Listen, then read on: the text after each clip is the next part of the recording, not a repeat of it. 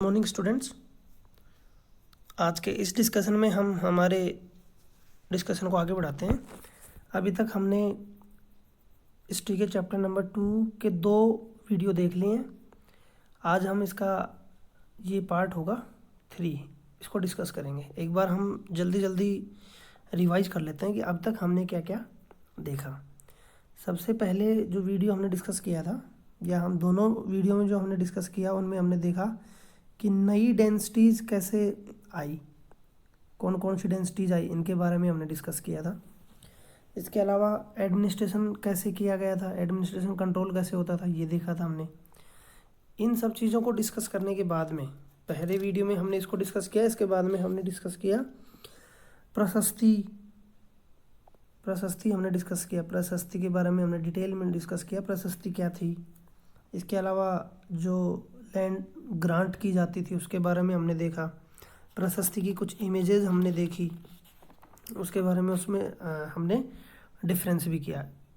पिछले वीडियो में हमने देखा था वारफेयर फॉर वेल्थ क्रिएशन के लिए क्यों एक राजा दूसरे राजा से लड़ते थे। उसमें हमने मोहम्मद गजनवी, मोहम्मद गौरी और पृथ्वीराज चौहान जैसे राजाओं के बारे में पता किया। इसके अलावा राष्ट्रकूट, पाल और गुजर प्रतिहार का जो ट्राईपार्टाइट जो स्ट्रगल था कन्नौज को लेकर, उसको हमने डिटेल में डिस्कस किया और मैप में भी उसको देखा। उसके अलावा फिर हमने चोलों को देखा कि चोल राजा विजयालय किस तरह से उरियायूर एक छोटी सी जगह थी, वहाँ से कैसे वो तंजौर तक पहुँचा, ये हमने डिस्कस किया। जो मंदिर वगैरह थे, स्कल्पचर थे, और हमने उसमें विभिन्न प्रकार की जो ब्रोंज मूर्तियाँ थी उनको देखा। तो अब इससे आगे हम डिस्कस करते हैं एग्रीकल्चर एंड इरिगेशन। यानी प्राचीन समय में जो चोल साम्राज्य था, चोल एम्पायर थे, उनके समय में इरिगेशन फैसिलिटी कैसे थी, या टोटली हम ओवरव्यू देखेंगे कि किस प्रकार से उस समय किया जाता था। तो हम यदि पर्टिकुलर चोलों के बारे में डिस्कस करें तो चोलों के टाइम में देखो सबसे पहले क्या था, इम्पोर्टेंट रिवर बेसिन कैसे होता है मैं आपको बताता हूँ। मैं आपको इसलिए मैप पे लेके चलता हूँ। ये रहा, ये रिवर बेसिन है किसका, कावेरी का। तो बेसिन कैसे होगा, जैसे ये देखो ये रिवर है। अब आपको ऐसे लग रहा होगा कि ये जितना एरिया है छोटा सा, ये इसका बेसिन हुआ, ऐसा नहीं होता। बेसिन में कैसे होगा, जैसे देखो ये इसकी कुछ ट्रिब्यूटरीज होंगी, इसकी कुछ सहायक नदियाँ, जैसे देखो आपको दिख रहा होगा मैप में, ये रही। यानी ये अपना जो पानी है वो इस मुख्य धारा में, मेन जो स्ट्रीम होती है इसमें आकर डालती है अपना पानी, फिर एक बड़ी नदी का रूप लेती है, और फिर बाद में ये बे ऑफ बंगाल में, ये बे ऑफ बंगाल है आपका, ये आपका अंडमान अरेबियन सी है, ये इंडियन ओशन है, तो इसमें ये गिरते हैं। तो अब आपको पता लग गया होगा कि पूरा ये जो रीजन बनेगा ये पूरा होगा बेसिन। आप इसको समझ सकते हैं, जैसे हम हाथ धोने के लिए सिंक का यूज़ करते हैं, उसका ऐसे होता है, यूँ जाने का उसमें वो होता है, यहाँ पानी का नल होता है। तो देखो पानी कैसे धाराओं से बहकर और ऐसे आता है, तो ये पूरा मिलाकर बेसिन बोला जाता है, ना कि इसको। दूसरा इसमें टर्म है डेल्टा। नदी क्या करेगी कि यहाँ से बहती हुई जब अपना डिपॉजिट करेगी तो ये अलग अलग वितरिकाओं में, डिस्ट्रीब्यूटरीज में बट जाएगी। तो इस पूरे रीजन को बोला जाता है डेल्टा। डेल्टा कौन सा रीजन है, यहाँ समुंदर या वाटर बॉडी, और लास्ट में जहाँ नदी की स्थिति होती है उसको बोलते हैं हम डेल्टा। तो ये 2 चीज़ें आपको क्लियर होनी चाहिए थी। अब हम वापस चलते हैं हमारी स्लाइड पर। इम्पोर्टेंट रिवर बेसिन, उस समय चोलों के पास क्या था, इम्पोर्टेंट रिवर बेसिन कौन सी थी, कावेरी। अभी मैंने आपको कावेरी का मैप दिखाया। जब कावेरी का बेसिन था तो जो डेल्टा रीजन होते हैं, जो बेसिन होता है, बेसिन आप समझ गए होंगे। तो उसमें क्या होगा कि हर वर्ष एक तो पानी की कोई दिक्कत नहीं होगी, वाटर अवेलेबिलिटी हमेशा होगी। दूसरी, जो हर वर्ष जब नई बारिश होगी और नया पानी आएगा तो पहाड़ से या पठार से दुनिया भर के मिनरल्स वो लेके आएगा, यहाँ डिपॉजिट करेगा। तो ऐसा इसका रिजल्ट क्या होगा कि फर्टिलिटी इसकी अच्छी होगी। फर्टिलिटी इसकी जो उत्पादकता है, इसकी जो फर्टिलिटी है वो अच्छी होगी। तो लोग एग्रीकल्चरल एक्टिविटी को अच्छे से अंजाम देंगे और कैसे होंगे, संपन्न होंगे, वेल्दी होंगे। तो ये एक इम्पोर्टेंट रीजन हो गया। दूसरा था, इसी में क्या करते थे कि जो कावेरी रिवर होती थी, ये अल्टीमेटली जब यूं बह के और बे ऑफ बंगाल में गिरती थी, उससे पहले दुनिया भर के चैनल हुआ करते थे। तो पूरा जो रीजन होता था इसमें एग्रीकल्चरल एक्टिविटीज़ अच्छे से होती थी। और बेसिकली या पर्टिकुलरली हम देखें तो इस रीजन में ज़्यादा कौन सी फसल पैदा की जाती थी, राइस, क्योंकि इंडिया के अधिकतर भागों में राइस को ज़्यादा खाया जाता है। तो ये एग्रीकल्चरल एक्टिविटीज़ जो हैं ये सबसे पहले कहाँ डेवलप हुई थी, चोल के साम्राज्य में। और चोल का साम्राज्य यदि हम देखेंगे तो आज का तमिलनाडु, मैप पे आप देखेंगे तो आपको उसको लोकेट कर पाएंगे। मैप प्रैक्टिस मैंने पहले ऑलरेडी आपको अच्छे से करवा दी। तो चोलों के पहले से भी ऐसा नहीं है कि एग्रीकल्चरल एक्टिविटीज़ नहीं होती थी, लेकिन मेथड जो थे वो कुछ ज़्यादा पुराने थे। इनके समय में कुछ नए मेथड आए, उनको हम आगे देखते हैं। एक नया टर्म है एम्बैंकमेंट एंड कैनल्स।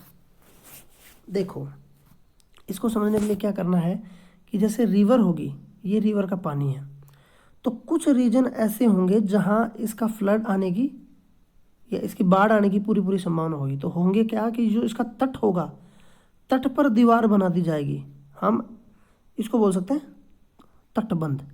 तो ये हुआ एक टर्म। दूसरा, फ्लड को कंट्रोल करने के लिए कैनाल्स उसमें बनाई जाती थी, यानी नहर उसमें दुनिया भर की निकाली जाती थी।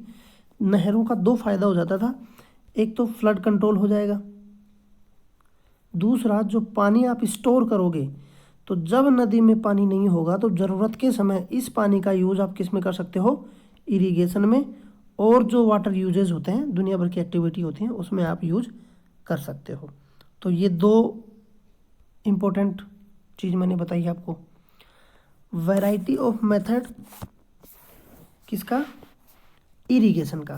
तो इरिगेशन के जो मेथड्स है वो कौन कौन से थे उस समय। आज तो और भी नई नई टेक्नोलॉजी आई है, ये हम ज्योग्राफी में डिस्कस करेंगे, लेकिन उस समय कौन कौन सी हुआ करती थी कि उस समय जो होते थे वेल्स होते थे, यानी कुएं डग कर लिए जाते थे, कुएं खोदकर फिर उससे पानी एक्सट्रैक्ट किया जाता था और एग्रीकल्चर एक्टिविटीज़ को अंजाम दिया जाता था। इसके अलावा पुरानी मेथड होती थी जिसमें क्या करते थे कि जो रेन वाटर होता था, रेन वाटर, उसको क्या करते थे, कलेक्ट करते थे। ये एक प्रॉब्लम वो थी टेक्निक।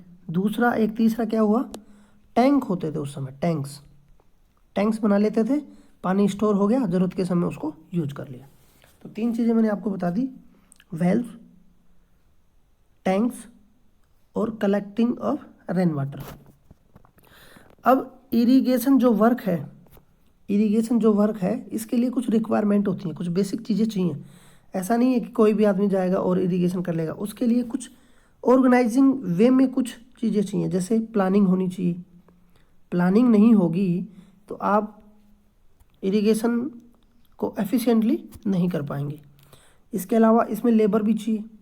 ऐसा तो है नहीं कि इरिगेशन एक बार आपने धान रोपाई कर दी या गेहूं की बिजाई कर दी तो हो गया, इसमें लेबर की भी बहुत ज़रूरत पड़ेगी। इसके अलावा रिसोर्सेज में आप इरिगेशन रिसोर्सेज देख लो, आपको हल भी चाहिए, ये सब चीज़ें क्या आ गई, रिसोर्सेज। तो इसके अलावा प्लानिंग में आपकी कई चीज़ें आ जाएंगी, जैसे वाटर जो अवेलेबल है उसको कैसे शेयर किया जाएगा, कैसे उसका डिस्ट्रीब्यूशन होगा। तो ये सारे काम किसके द्वारा किए जाते थे, अलग अलग इकाइयाँ होती थी। जैसे ये राजा हो गए सेंट्रली, इसके कुछ सब इकाइयाँ होती थी, सब यूनिट होती थी, उनके कुछ हेड होते थे, चीफ होते थे, वो इन सबको क्या करते थे, रेगुलेट करते थे। चलते हैं अगली स्लाइड में।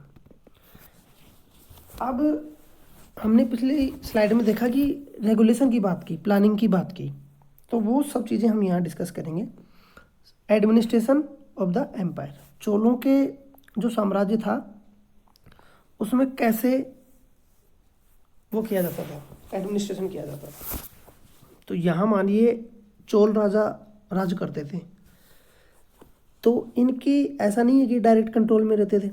ये क्या करते थे, डिसेंट्रलाइज का मतलब विकेंद्रीकरण। यहाँ से ये अपने सामंत वगैरह यहाँ बिठा देंगे, एक यहाँ बिठा देंगे, एक यहाँ बिठा देंगे, तो इनकी तरफ से इनडायरेक्टली ये क्या करते थे, रूल करते थे। तो रूल को समझने से पहले हमें समझना पड़ेगा पीजेंट एज उर, यानी जो पीजेंट होते थे, किसान जो होते थे, उनको क्या बोला जाता था चोलों के साम्राज्य में, उर। और विलेज हो गए, विलेज अलग अलग विलेज होते थे, विलेजों में उर होते थे। ये कई विलेज एक साथ मिलकर क्या कहलाते थे, नाडू। क्या कहलाते थे, नाडू। ये इंपॉर्टेंट टर्म है, याद रखना। ये पीजेंट हो गए, ये ग्रुप ऑफ विलेजेस हो गए। और जो रिच पेजेंट होते थे, रिच पीजेंट, उनको बोला जाता था, जो रिच पीजेंट थे वो थे वेलेला कास्ट। ये केस नहीं है, ये है कास्ट।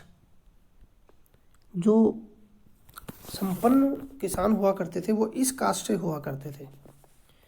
इसके अलावा क्या करते थे कि चोल राजा जो होते थे, अलग अलग जो राजा आए, वो क्या करते थे कि अलग अलग योग्यता के आधार पर, अलग अलग एबिलिटी के आधार पर, अलग अलग एडमिनिस्ट्रेशन कंट्रोल की जो एबिलिटी है उसके आधार पर टाइटल दिया करते थे लोगों को। यानी जैसे ये चोलों का राज है, इसमें कोई यहाँ इस प्रांत का जो नाडू को कंट्रोल करने वाला कोई लोकल लीडर है, वो अच्छा काम कर रहा है, तो उनको अलग अलग वो देते थे, क्या पदवी देते थे या टाइटल देते थे। जैसे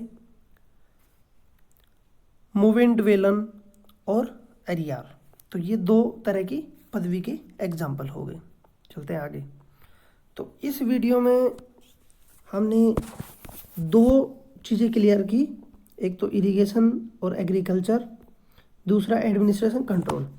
अब अगले वीडियो में हम जो आपका रिमेनिंग पार्ट है इस चैप्टर का, उसको कंप्लीट कर देंगे। अगले वीडियो में पूरा चैप्टर कंप्लीट कर देंगे, क्योंकि आज यदि करेंगे तो वीडियो की लेंथ ज़्यादा होगी।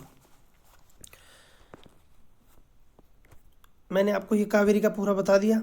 ये कावेरी का हो गया, यहाँ पूरा चोलों का राज था, चोल साम्राज्य यहाँ थे, तंजौर उनकी कैपिटल हुआ करती थी। ये आपका बे ऑफ बंगाल और ये आपका अरेबियन सी। कावेरी यहाँ से निकलती है वेस्टर्न घाट से, वेस्टर्न घाट में ब्रह्मगिरी। आप इसको मैप पे देखना और लोकेट करना। तो ये था आज का हमारा discussion. Thank you for discussion.